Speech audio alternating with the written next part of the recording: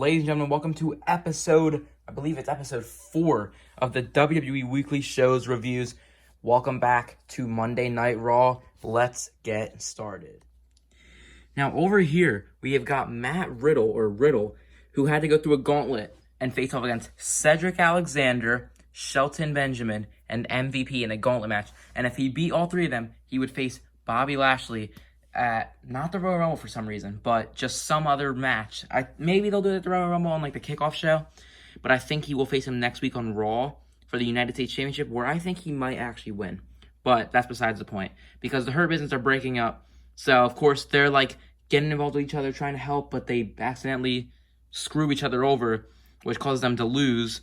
So Riddle did roll all three of them up and win, but Bobby Lashley put him in the Hurt Lock, and the Hurt Business were standing tall, which kind of makes me think that they might actually beat Matt Riddle. But Matt Riddle will get a United States Championship opportunity in the near future.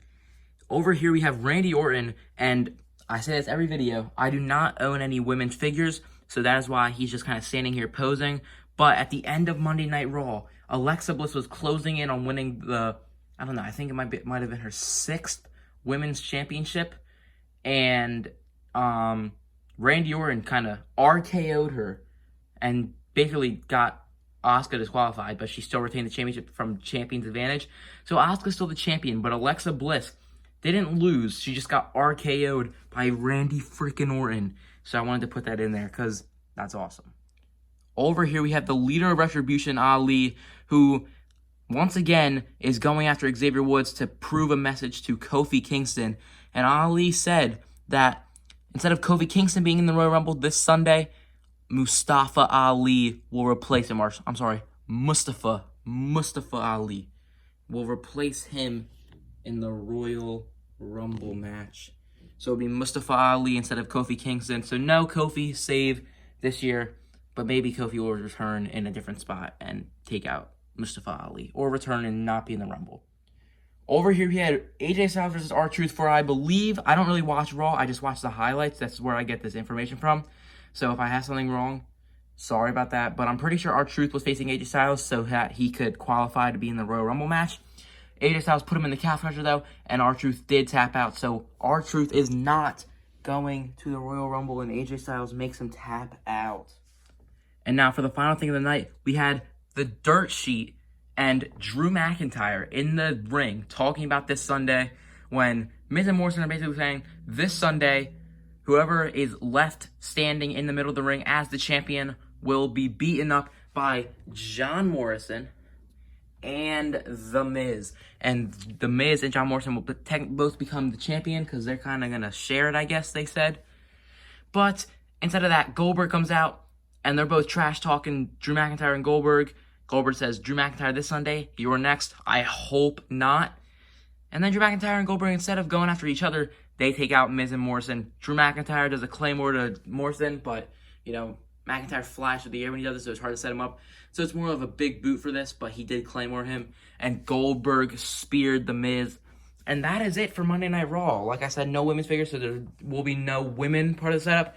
Oh, I don't have Sheamus, so I forgot to set this up, and I only have one of Miz and Morrison. But John Morrison did face Sheamus, and I think he did lose.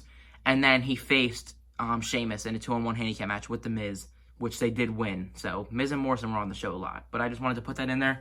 But that is it for Monday Night Raw. I will see you guys on Friday Night SmackDown, which was a crazy episode, apparently. Peace. Ladies and gentlemen, welcome to the Episode 4 review. And now welcome to the SmackDown side of things. Let's get into it. Starting over here, don't know what the flash is on, but we had Rey Mysterio on commentary while King Corbin fought Dominic Mysterio in the ring.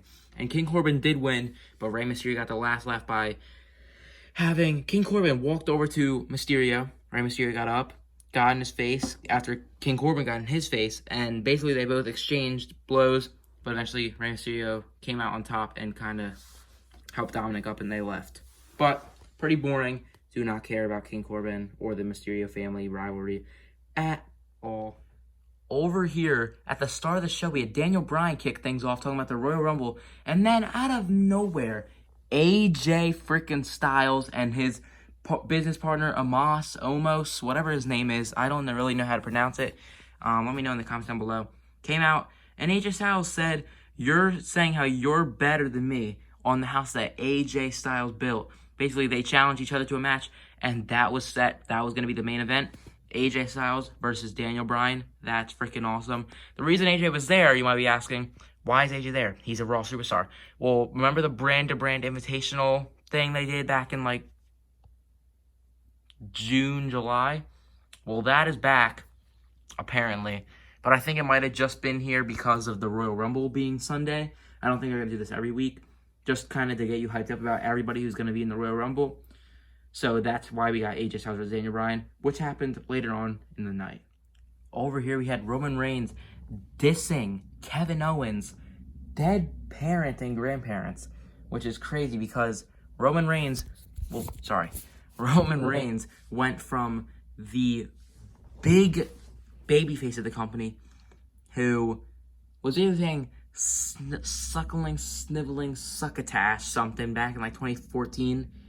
Now he is like the best thing in WWE, which is just crazy to see how much this guy has changed. Even in just the past year, like this time last year, he was the big dog who just lost the Royal Rumble and was going to face Goldberg. Now, just look at him. He's so much better now. But basically, they were on like this press conference video call, and Roman Reigns and him were in separate rooms going back and forth about this Sunday, where obviously they will face each other in a last man standing match. And I'm going to be doing a predictions video about that tomorrow, or today when this video comes out on Saturday. Just wanted to let you guys know about that because I'm super excited for the Royal Rumble. But Roman Reigns and Kevin Owens go back and forth. And Kevin Owens, I do think, got the last laugh. I don't watch the wrestling shows. Like, I don't watch Raw or SmackDown. I watch the highlights and then review it. So, if I got that wrong, I'm sorry. But I'm pretty sure Kevin Owens did get the last laugh. And I'm pretty sure this match is going to be pretty good coming Sunday. Now, for the final thing of the night, we had AJ Styles versus Daniel Bryan. And then Sami Zayn comes out, and he's protesting just like last week on the side of the ring over here. Then Big E, the Intercontinental Champion, comes out, and he starts messing around with Sami Zayn, clotheslines him, and that's when Cesaro, who was on commentary watching the AJ Styles and Daniel Bryan match, gets up and attacks Big E. Then Shinsuke Nakamura comes out, and then that sets up Shinsuke Nakamura, Daniel Bryan, and Big E versus Sami Zayn, Cesaro, and AJ Styles in a 6-man, 3-on-3 tag team matchup, which then led to Big E was about to pin Cesaro. Good. You know what I noticed? Cesaro did not take the pin. No one took the pin, but Cesaro would have taken the pin if this was a few months ago. But now, since they're pushing him, he didn't take the pin. Could be showing that they don't want to make him look weak before the Royal Rumble. Who knows? Maybe Cesaro's going to win. But Big E's sitting in the middle of the ring waiting for Cesaro to get up. And that's when John Morrison and The Miz come out as well from the brand-to-brand invitational thing. They come out, start beating the crap out of Big E after Sami Zayn came from behind and attacked him. So it's Sami Zayn, John Morrison, and The Miz beating up Big E. Then Otis comes down to the ring and beats up Miz and John Morrison. And then Sheamus comes down and starts beating up John Morrison. And then Braun freaking Strowman comes back after 2 months. And he is back, and he starts beating up all the bad guys. So maybe Braun Strowman's a babyface? I don't know. He's starting to become like Big Show. But basically, the night ended with just everybody from Raw and SmackDown brawling as we head to the Royal Rumble. Why did we not get any of this for Survivor Series? Don't know. But I'm glad Shinsuke Nakamura is finally a face. And who knows who's going to win the Royal Rumble? I have a few people in mind that I think could win it. This one's really unpredictable. But I think it might be one of the people that we saw on our screen at the end of Friday Night SmackDown. So I will see you guys in the next video, which will be the predictions for Friday Night SmackDown. Not counting Fortnite videos. If I do a Fortnite video tomorrow before the predictions, that will be that. But anyway, I'll see you guys in the next video.